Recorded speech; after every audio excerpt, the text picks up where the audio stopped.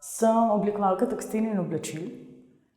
Skozi leta sem se preizkušala v različnih formah, v različnih formatih, tako da sem šla iz čistega oblikovalskega pristopa samih oblačil, potem kasneje v raziskavo tekstilne umetnosti.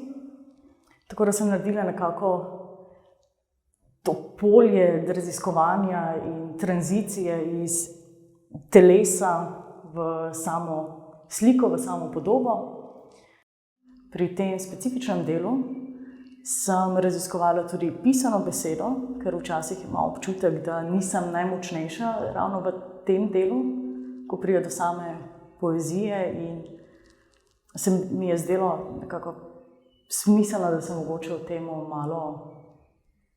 malo preizkusim in tudi vidim, kakšne so moje zmožnosti. In tako v bistvu tudi velja nekako za ilustracijo. Navajena sem bolj samega risanja na papir, medtem ko vezenje zahteva čisto neko drugo tehniko, ki je zelo intimna, zelo ročna, zelo specifična in tudi na trenutke bolj zahtevna, kot bi si sama mislila.